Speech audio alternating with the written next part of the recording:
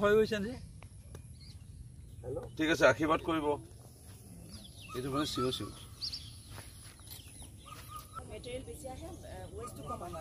মানে আজি মই কথাটো জনালো স্কিল লেবাৰ লাগিবই যোনে কাম কৰি থাকে তেনেকুৱা আপুনি সহায় বিচাৰো এতিয়াও যাবলৈ ভাৰতে আমি চাইকেল উঠি নাহোৱে এতিয়া যাব পাৰিব নাই এতিয়া পাৰিম যাবনে পানী নাই নহয় পানী হ'লে তেওঁলোকে বোলে বিচাৰিছে বোলে 2000 বোলে নাই 3000 সেইটো তুমিয়ে কথা পাতিব কাম আৰম্ভ হ'ব আপোনাৰ বালি ইয়াতে আছে বস্তাটো মই আপোনাক অলপ পিছতে দিয়াই দিম বস্তাটো বালিটো এইখিনি ইয়াত আহি পাই যাব কালি মুঠতে ৰাতিপুৱা 9টা বজাত বৰষুণ দিলে বালিটো নাহিব এই বালিটোকে ল'ম আমি আৰম্ভটো কৰোঁ মৰিয়নি সমষ্টিত আজি 4 দিন ধৰি বিভিন্ন বানপানী ক্ষতিগ্ৰস্ত অঞ্চলসমূহ মই পৰিভ্ৰমণ কৰি ফুৰিছোঁ নতুন মৰিয়নি সমষ্টি পুনৰ্নিৰ্ধাৰণৰ পিছত ব্ৰহ্মপুত্ৰ নৈ কাষেদি বৈ গৈছে আৰু সকলোতকৈ ডাঙৰ এতিয়া বিপদ নামি আহিছে মিটং নৈখন আৰু জাজি নৈখন এই ব্ৰহ্মপুত্ৰত খুন্দা মৰাৰ লগে লগে এই মুখসমূহত বালি দম খাই গৈছে আৰু যাৰ ফলত উভতনি পানীয়ে বেছিকৈ আমাক ক্ষতি কৰি আছে এতিয়া আমাৰ জাজি নদীও খনন কাৰ্য কৰাৰ প্ৰয়োজন আছে ইয়াৰ লগতে মিটং নদীখনো খনন কাৰ্য কৰাৰ প্ৰয়োজন আছে কেওটা মথৰি আছে মথৰিসমূহ খুব ভালদৰে নিৰ্মাণ কৰা হৈছে কেওটা ৰিং বান্ধ আছে আজি বৰ্তমান মই য'ত উপস্থিত আছোঁ বনাই নপমোৱা এই জাজি নদী ৰিং বান্ধৰ ওচৰতে প্ৰায় এফুট সঠিক হৈ পৰিছে আৰু পানীৰ ওপৰেদি যোৱা বছৰো বাগৰি গৈছিল আমি নিৰ্মাণ কৰি দিব লাগিছিলে ইমান দিনে পৰা নাছিলোঁ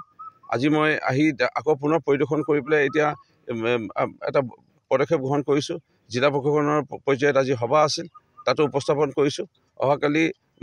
অতিৰিক্ত আয়ুক্ত আৰু চিঅ' জিলা পৰিষদ খণ্ডায়ন বিষয়া সকলো আমি ইয়ালৈ আহিম আহি পেলাই এই তৎক্ষণিকভাৱে যুদ্ধকালীনভাৱে আমি এই ৰিং বান্ধটো নিৰ্মাণ কৰাৰ ব্যৱস্থা গ্ৰহণ নকৰিলে ইয়াত বহু ঘৰ মানুহ আছে বহু গাঁৱৰ মানুহ আছে এই মানুহখিনি অহা যোৱা একমাত্ৰ পথ এই পথটো বন্ধ হৈ পৰিব ইয়াৰ লগতে মই দেখা পাইছোঁ প্ৰায় 150-200 ঘৰ মানুহৰ পানীত এতিয়াও ডুব খাই আছে প্ৰায় 4 ফুট 5 ফুট তেনেকুৱা পানী ঘৰৰ ভিতৰত বগৰীগুৰি অঞ্চলসমূহতে হওক বা চুচাবাট অঞ্চলতে হওক জেলিঙিটোপ অঞ্চলতে হওক সেই ঘৰসমূহলৈ যিসমূহ ক্ষতি হৈছে মাননীয় মুখ্যমন্ত্ৰী ডক্টৰ হিমন্ত বিশ্ব শৰ্মা ডাঙৰীয়াই ইতিমধ্যে বান পৰিস্থিতিৰ বাবে তেখেতে ধুনীয়াকৈ আমাৰ অসমৰ ৰাইজক কেনে ব্যৱস্থা অসম চৰকাৰৰ পৰা কৰাৰ পদক্ষেপ গ্ৰহণ কৰিছে অৱগত কৰিছে আজি জিলা পৰ্যায়ত সভাত এইসমূহ বিষয়ে আলোচনা হৈছে ক্ষতিপূৰণ তেওঁলোকে পাব আমি বিভিন্ন কৃষি বিভাগ বা আমাৰ জনসিঞ্চন বিভাগ জলসম্পদ বিভাগ জনস্বাস্থ্য কাৰিকৰী বিভাগ স্বাস্থ্য বিভাগৰ যোগেদি আমি চিকিৎসা শিবিৰ পাতিছোঁ পশু চিকিৎসা শিবিৰ আমি অনুষ্ঠিত কৰিছোঁ আৰু বিশেষকৈ এই পানীটো শুকোৱাৰ লগে লগে মানুহৰ যিসকলৰ ধান নষ্ট হৈছিল বা কঠীয়া নষ্ট হৈছিল তেনেকুৱাক আমি কেনেধৰণে কঠীয়া দিব পাৰোঁ ওখ মাটিত কমিউনিটি আমি কঠীয়া সিঁচা ব্যৱস্থা গ্ৰহণ কৰিছোঁ সাময়িকভাৱে তাৰ পৰা কঠীয়া আনি হ'লেও আমি ৰাইজক যেন একো অসুবিধা নহয় সেইখিনি আমি কঠীয়া যোগান ধৰিব পাৰোঁ সেই ব্যৱস্থা ইয়াৰ লগতে যিসকলৰ মানুহৰ খেতি নষ্ট হ'ল তেনেকুৱা এটাই ভাল লাগিল যে তেওঁলোকে প্ৰধানমন্ত্ৰী যি ফচল বীমা যোজনাৰ অধীনত 100 টকাকৈ 7.5 বিঘা মাটি অৰ্থাৎ 1 হেক্টৰ মাটিত তেওঁলোকে বীমা কৰিছিল তেওঁলোকে চৰকাৰৰ ফালৰ পৰা ক্ষতিপূৰণ পাব অৰ্থাৎ আমি ৰাইজক যিমান পাৰোঁ চিকিৎসা শিবিৰ অনুষ্ঠিত কৰি বান সাহায্য প্ৰদান কৰি ইয়াত পশু খাদ্য প্ৰদান কৰি আমি সহায় কৰি আছোঁ আৰু মই আহ্বান জনাম ক'ৰবাত কিবা যদি ৰাইজে অসুবিধা পায় তৎক্ষণাৎভাৱে জিলা প্ৰশাসন বিধায়ক হিচাপে মই আছোঁ মৰিয়নি সমষ্টিৰ কিবা যদি অসুবিধা আমাক জনাব সাংবাদিকসকলৰ লগতো আমি সঘনে যোগাযোগ কৰি আছোঁ ক'ৰবাত আমি কিবা খবৰ নাপালে সাংবাদিকসকলেও পায় তেনেকুৱা আমাক পৰামৰ্শ দি আছে মই এই চেগতে সন্মানীয় তিয়কৰ সাংবাদিক বন্ধুসকলকো